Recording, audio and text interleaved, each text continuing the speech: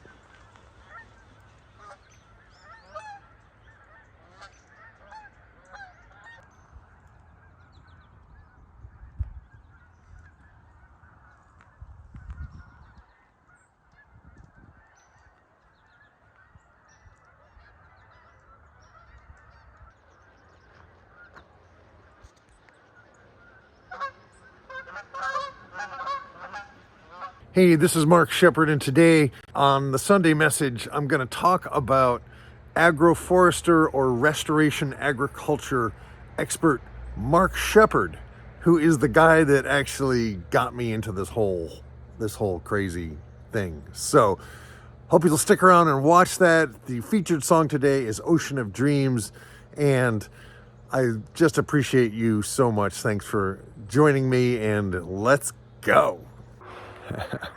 Wow, I love this time of year. I love this time of year. I love the sound of the geese. There's a kind of a deeper, wider area of the little river just downstream from where my dad's house is, and the geese kind of spend the night there, and then they start getting up and heading over to the fields that have just been harvested of corn, because there's piles of corn that have been left by the machines. And so it gives them a stopping point on their annual fall migration. But there's something lonely and beautiful about the sound of the wild geese. And here comes a car.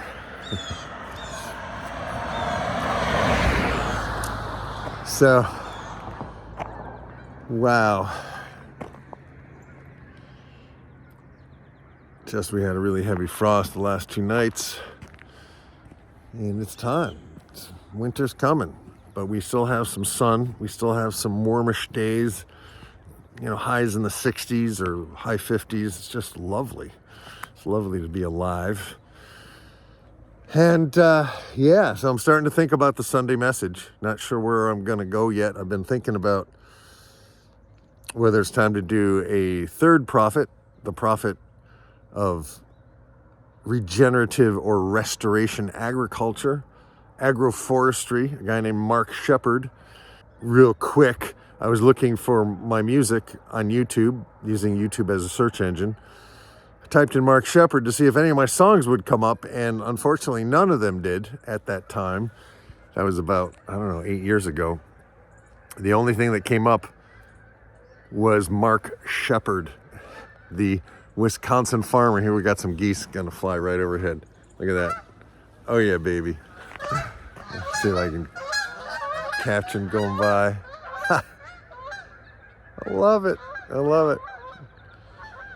So this is a guy that, 20, 30 years ago had the idea that sustainable agriculture needed to, hi girls and boys, sustainable agriculture needed to be practiced. It needed to be put into practice.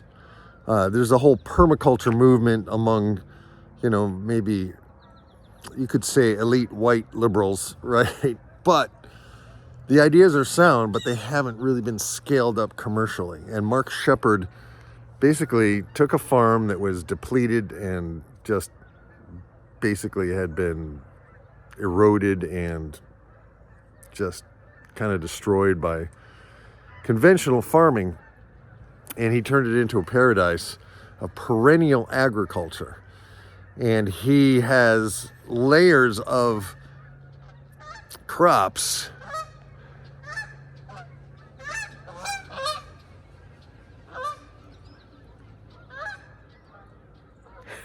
he has layers of crops. He has nut trees, then he has like apples and hazelnuts, and then below that he has cane fruits, raspberries and other fruits. And then in the middle, he calls it row cropping. He'll do a crop of asparagus. All commercial crops on a commercial level, but all done with the intention of being as input minimal as possible. His big phrase is stun, sheer total utter neglect. He wants plants and systems that thrive basically on their own with nature's process. And so I'll have links down below to the prophet Mark Shepard. I think it's time to talk about him, and he stands right there with Greg Judy and Joel Salatin in my path as someone who inspired me to even think it's possible, right? And what I like about him, he's the same age as me. He spells his name the same way. He has the same middle initial. And at one of the talks I saw on YouTube, he actually pulled out a guitar and sang a song that he'd written. So, this guy is awesome. Plus, I had a conversation with the local guy, Bill McKentley, who started St. Lawrence Nurseries or ran St. Lawrence Nurseries for many, many years. And he was telling me that Mark Shepard's hazelnuts actually came from a farm that got them from St. Lawrence Nursery. So there's a North Country connection there as well. Here's some more geese. Sorry. I tried to capture them. Hope I'm not making you dizzy. I'm getting a little dizzy. But as the winter approaches, it's time to start thinking about next year. It's time to start thinking about what we're doing that we could do better. It's time to start thinking about learning from the mistakes we made. It's time to start thinking about doing it better next year. And for me, I'm in a position right now where I found a couple of really nice pieces of land, and I've gotten to know a couple of the landowners, but I don't have anything solid yet. And there's a piece of land adjacent to one of these new landowners who I really like, the landowners, and their neighbor has a chunk of land, but he's not around.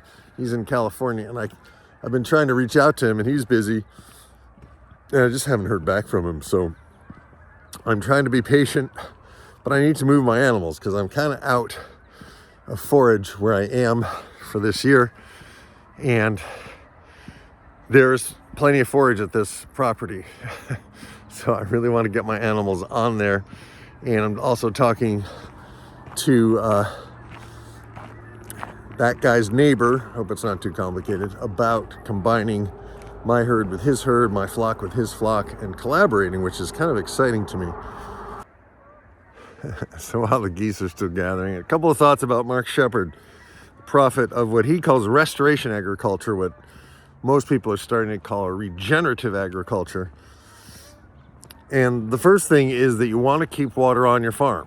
One of the things he does is he actually does something called key lining, where he will use a very narrow plow and he will go across the grade of his property so that as water goes downhill, it's slowed down by the trenches that go across. Now, it's the same thing kind of I do with my pigs. If I set up my pigs correctly across the hill, the pigs always kind of mound up at the edge of their fence. So if the fence goes across the hill lengthwise, you can get a little mound all across your hill. So when the water comes down, it can't go up and over. So it stops, it slows down and goes sideways and then percolates into the soil, which is what you want. So keeping the water on the land.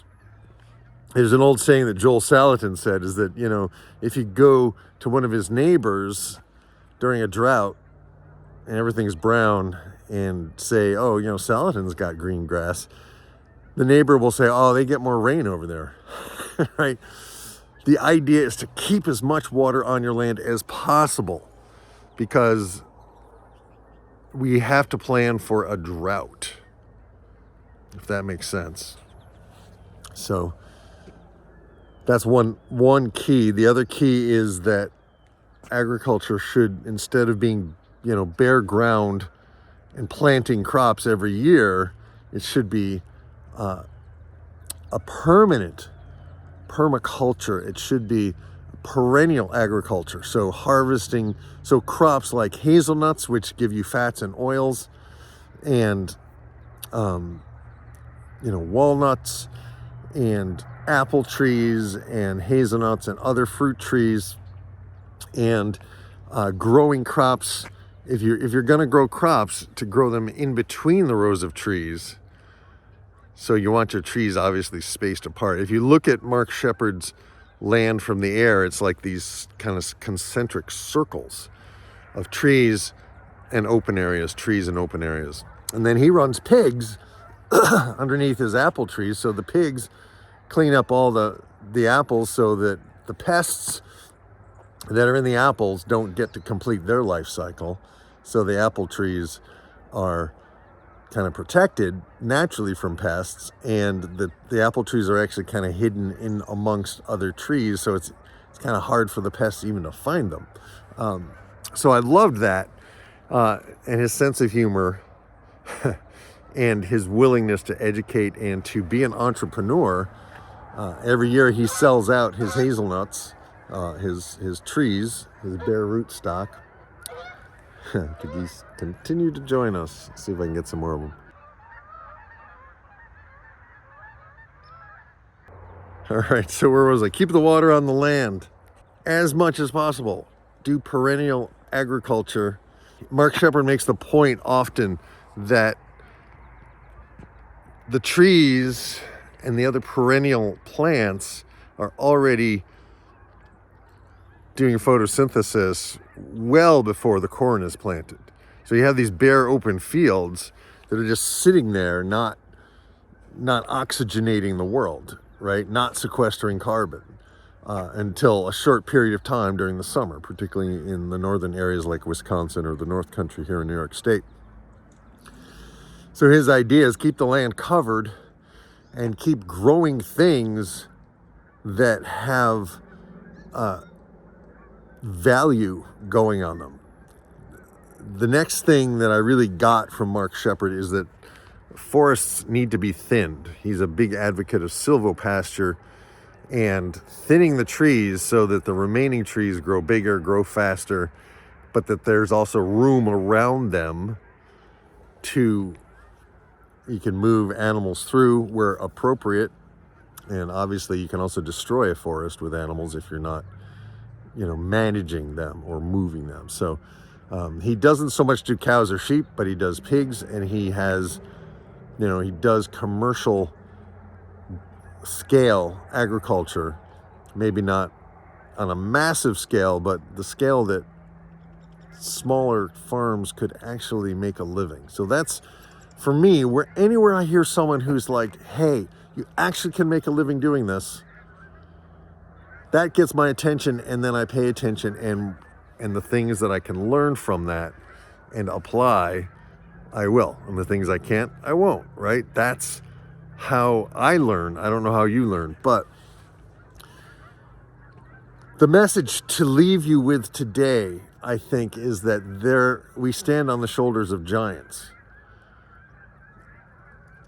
And there's some people out there who have thought deeply, who have done their research, who have walked their talk.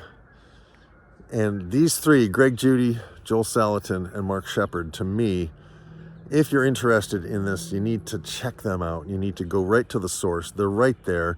We live in an amazing time when you can actually learn from masters in any craft by going to YouTube. There's a lot of junk, there's a lot of fluff, there's a lot of shallow garbage on there, but there's also really good stuff. Take the time when you're taking a break to not just mindlessly scroll through social media, but look for the teachers, look for the people that can inspire you. And let's say you're not even into farming, but you want an inspirational message each week. That's kind of my thing, is applying what I've learned in all the areas of my life, from hypnotherapy to storytelling, to music, to farming, to gardening, to just wanting to leave the world a little bit better than you found it, if that's possible.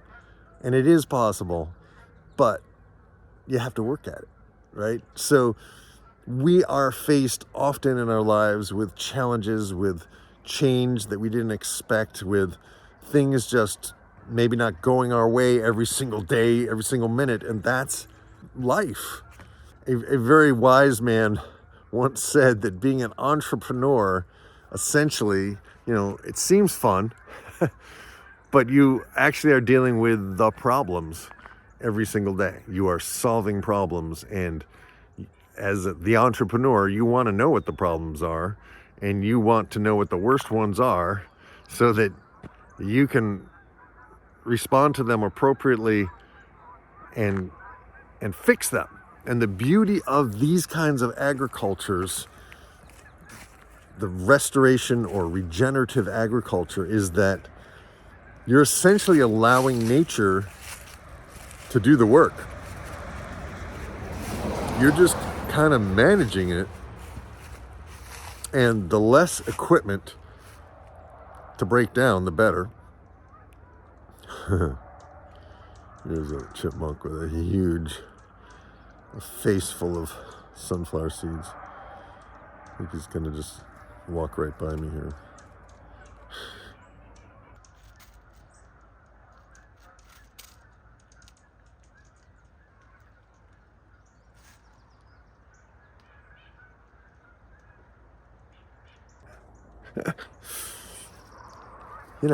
And like, look at nature's playing with the chipmunks and the squirrels, burying nuts. They forget where they put most of them. So the trees get planted, right? And they do it enough so that there's almost always new nut trees coming, and it takes a long time. And then the trees have to survive the deer, and then they have to survive winters. And, everything around us, every system has been tested by nature. And if we can use those systems, we will actually have less stress in our life, less to go wrong. And if we set up our farms, if we set up our lives to anticipate a drought and to know that we've done everything we can possibly do, rather than be at the mercy of oil prices or equipment manufacturers. I mean, a lot of these machines, like some of the machines my dad has had for years, like, you can't get parts anymore, right? So if we have to have some machines, and electric fencing is a huge blessing. Solar powered portable fence, huge. And Joel Salatin was one of the first people. His father basically kind of invented that on his own, portable fencing. I don't think his was solar to start with, but we are in a time when it is possible for a smaller farmer to actually make a profit. That is, if you can find people who want what you have and are willing to pay a little bit more. But if you're going direct, you can cut out the middleman. You can cut out the shipping expense, and you can have a meaningful interaction with someone who's going to eat your food. Like, I know the people who've been buying my pork. Like, so I'm going to give them the best product, right? I'm going to give them the same pork that I eat. And so we make a connection and they eat it and then they come back and we develop a relationship, which has been lost in modern agriculture. So, I guess the takeaway from today's Sunday message is that there are people who care deeply and who think deeply. Find them, hang out with them. You are not alone. And the kind of food we eat, you can change the world with how you spend your food dollars and with whom you spend it. And I think that goes for everything. And even in the world of spirituality, people are hungry for connection. People are lonely. People have been isolated more and more, and they want to connect on a spiritual level, but they don't want to have to believe a bunch of stuff that they just can't logically or plausibly believe. But where did we come from? We are living on a tiny, tiny little rock spinning in space, and we don't have any other place to go. So we need to take care of this little spaceship called Earth. As Buckminster Fuller said, spaceship Earth is our home. Let's take care of it. And this might not solve all the world's problems, but it's starting. It's a grassroots, nonviolent revolution of people growing their own food and growing enough for themselves, their families, perhaps their neighbors, perhaps an extended circle of people around them. And so, as the geese gather, as winter begins to kind of make its presence known, just clinging to the last warm days with love, with joy, with reverence. Learn something today, people. Search it out. Find your calling. Listen to that still small voice. And then go for it. That's my message to you today. I hope it's helpful. Peace, love, grooviness. Amen.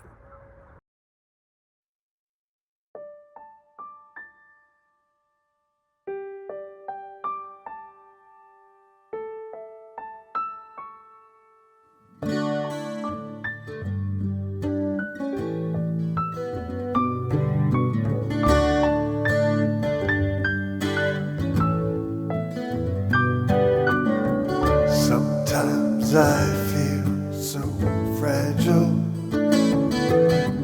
that the merest hint of a breeze could pick me up and scatter me across the ocean of dreams. Sometimes I cannot find the strength to smile, and I am filled with dis-ease. And then a look from you could shatter me across the ocean of dreams.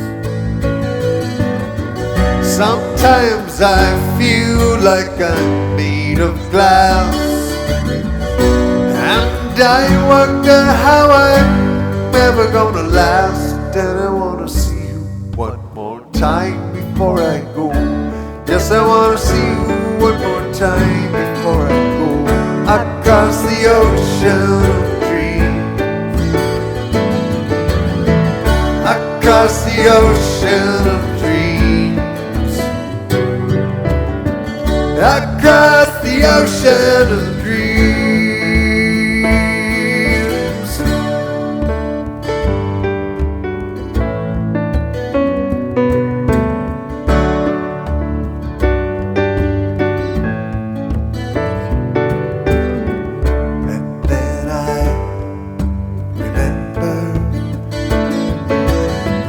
As I stumble through the shards, that I assemble myself from my dreams, and I decide what they mean. Sometimes I feel like I'm made of glass, and I was born to allow the light to pass right through me, to illuminate your eyes. Let the light through me to illuminate the skies across the ocean of dreams, across the ocean of dreams, across the ocean of dreams.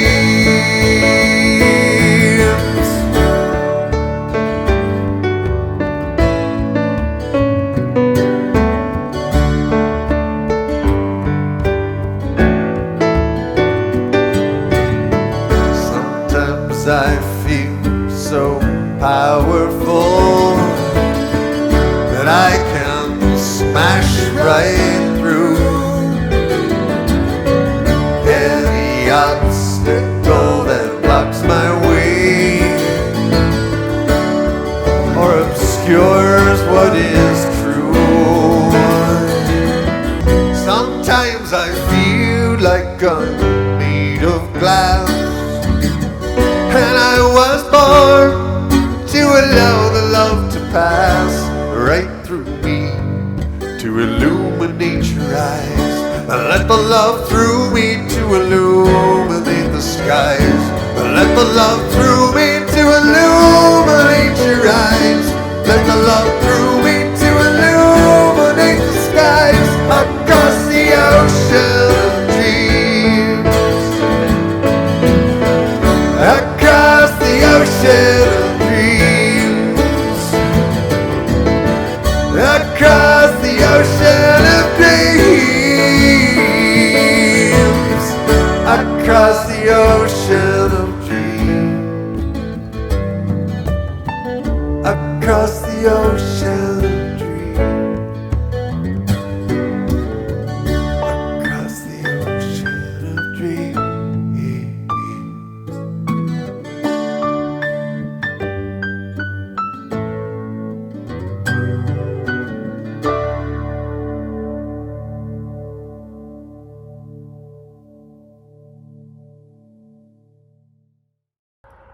And it's time for prayers. Prayers for those who are struggling. Prayers for those with health issues. Prayers for the world. Prayers for world leaders. Instead of hating our world leaders, maybe, just maybe, we could pray for them. Maybe we could visualize things working out better than we could possibly imagine. Here in the United States, we're facing elections. Let's pray for elected officials, because it's less and less the kind of thing that good people want to do, and it seems to be more and more the kind of thing that people who want to tear everything down want to do, and that seems sad. So vote, people. Get out there and vote. Vote your heart, vote your conscience, vote intelligently, and hopefully we can together change the world with our thoughts, with our prayers, and with our actions. Peace, love, grooviness. Amen. Boom.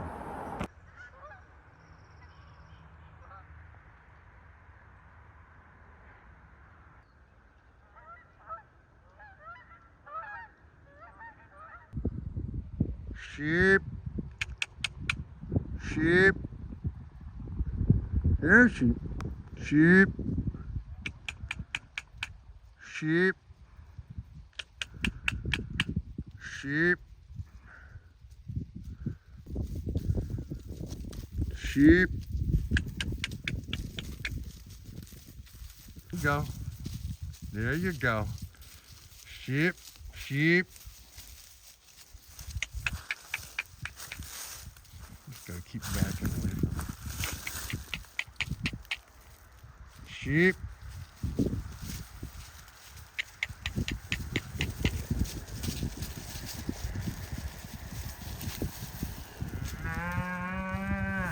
Oh, go away. You're gonna scare them. The cows are like, what about us? What about moving us?